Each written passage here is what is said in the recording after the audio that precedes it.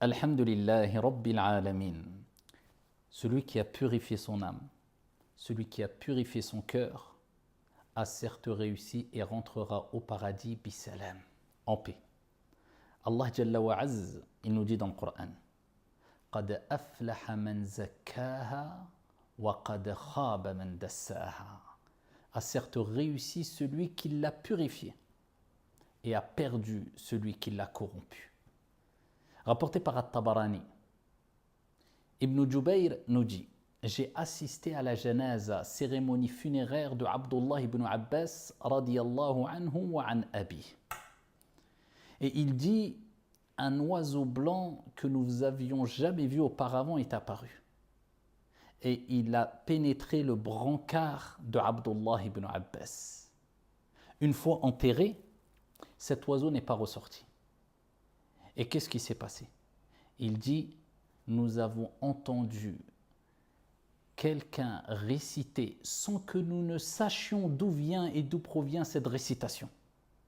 Le verset suivant, où Allah Jalla wa Ala dit dans le Coran: Ya ayyatuha an-nafsul mutma'innah irji'i ila rabbiki radiyatan mardiyah fadkhuli fi ibadi wadkhuli jannati.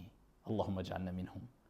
Ô âme apaisée, retourne vers ton Seigneur, satisfaite et agréée. Entre parmi mes serviteurs, rentre dans mon paradis. Allah, ya ayyatuha an-nafsul mutma'inna. Ô toi âme apaisée. L'âme apaisée, c'est l'âme qui a été purifiée. C'est l'âme qui était apaisée lorsqu'elle était face aux ordres divins et prophétiques, en toute quiétude. Sami'na wa ata'na. Dans le plus grand des calmes, nous avons entendu et nous avons obéi.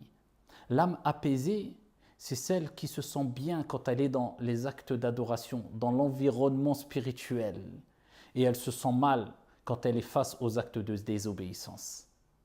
Cette âme apaisée, c'est celle qui sera appelée afin de rejoindre son Seigneur Tabaraka wa Ta'ala, satisfaite et agréée, et qui sera invitée à rentrer dans le vaste paradis d'Allah Subhanahu wa Ta'ala.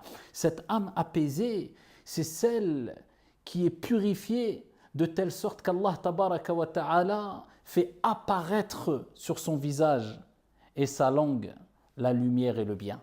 C'est pour ça que Uthman ibn Affan radiyallahu anhu wa arda nous disait: personne ne cache en lui son mal sans qu'Allah tabaraka wa ta'ala ne le fasse apparaître sur son visage et sa langue, et d'ailleurs il en va ainsi pour le bien aussi. Allah tabaraka wa ta'ala nous appelle à at-tahliya qabla at-tahliya, la purification intérieure avant l'ornement extérieur. Et ô combien de personnes ont caché leur mal intérieur, ont corrompu leur âme, et ils se sont efforcés de s'embellir, de s'orner extérieurement avec des beaux discours et des beaux habits, mais ils n'ont pas gagné les cœurs, ils ont fait fuir et ils se sont fait détester. Et ô combien de personnes, modestes de manière extérieure et apparente, mais avec un cœur pur et une âme purifiée, wallah, ils ont gagné les cœurs. Et les gens ont vu an-nour, la lumière, à travers leurs paroles et leurs visages. 3 moyens. Il y en a plus, mais je vais vous citer 3 moyens qui nous aideront, Inch'Allah, à purifier notre âme. Le premier des moyens, à ne pas négliger un moyen, une clé que le prophète lui-même, alayhi salatu wassalam, utilisait. Tout en sachant que ce qu'on va citer, c'est la clé de la réussite pour toute chose. C'est de demander à Allah subhanahu wa ta'ala: وَإِذَا سَأَلَكَ عِبَادِي عَنِّي فَإِنِّي قَرِيبٌ أُجِيبُ دَعْوَةَ الدَّاعِ إِذَا دَعَانِ. C'est Allah qui le dit. Pourquoi courir à droite et à gauche alors qu'Allah Azza wa Jal nous dit: et lorsque mon serviteur t'interroge sur moi, je suis proche. Allah est proche. Je suis proche. Ujibu da'wat ad-da'i idha da'an. Je réponds à l'invocation de celui qui m'invoque lorsqu'il m'invoque. Ad-du'a huwa al-ibada. L'invocation, c'est l'adoration même. Ne lâchez jamais vos invocations et évocations du soir et du matin. Et parmi ces invocations, c'est cette invocation que le prophète répétait: Allahumma ati nafsi taqwaha wa zakkiha anta khayru man zakkaha anta waliyuha wa mawlaha. Apprenez-la. Allahumma, ô Allah, ô mon Seigneur, ati nafsi taqwaha, accorde à mon âme sa piété. Wa zakkiha, anta khayru man zakkaha, et purifie-la. On demande à Allah de purifier notre âme. C'est comme si on disait, Ya Allah, aide-moi à purifier mon âme, car sans ton aide, je n'arriverai pas à purifier mon âme et à avoir une âme apaisée qui me permettra de rentrer dans ton vaste paradis. Allahu Akbar. Allahumma ati nafsi taqwaha. Oh Allah, accorde à mon âme sa piété. Wa zakkiha anta khayru man zakkaha. Et purifie-la. Tu es le meilleur de ceux qui la purifient. Anta waliyuha wa mawlaha. Tu es son protecteur et son maître. Apprenez cette invocation.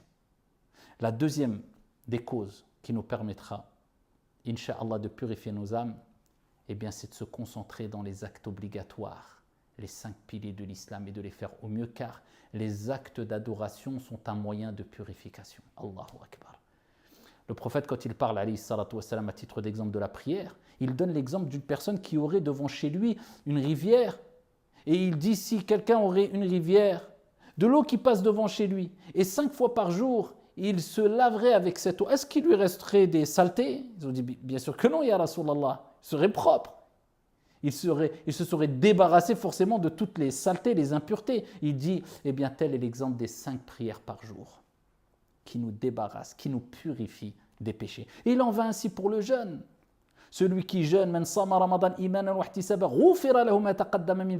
qui jeûne le mois du Ramadan, poussé par sa foi en espérant la récompense divine, tous ses péchés seront pardonnés. Il en est de même pour az-zakat.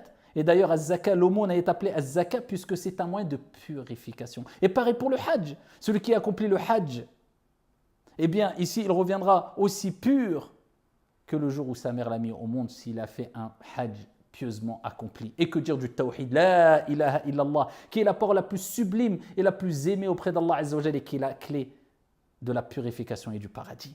Les actes d'adoration obligatoires. Ensuite, les actes surérogatoires, ça t'aidera, c'est du bonus pour purifier encore mieux ton âme, et particulièrement Al-Qur'an. Car Al-Qur'an est une purification. Al-Qur'an est une guérison des cœurs et des âmes. Et on a descendu dans le Qur'an ce qu'il y a comme guérison et miséricorde pour les croyants. Et enfin, la troisième des choses et la troisième des clés, c'est Ayyuhan nas, hasibu anfusakum. Comme disait Omar. Ô vous les gens, demandez-vous des comptes avant de rendre des comptes. L'introspection, la demande de compte, le bilan, tous les jours, chaque soir avant de dormir. Allah, qu'est-ce que j'ai fait de bon dans ma journée?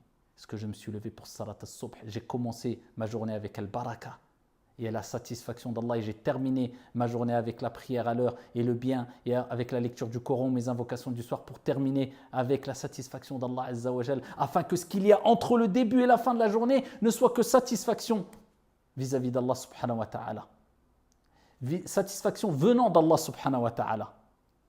Est-ce que je fais une introspection? Est-ce que je me pose des questions? Je demande des comptes chaque soir en me disant, qu'est-ce que j'ai fait de bien, qu'est-ce que j'ai fait de mal? Eh bien, je fais un constat, je fais un diagnostic afin de pouvoir me réformer.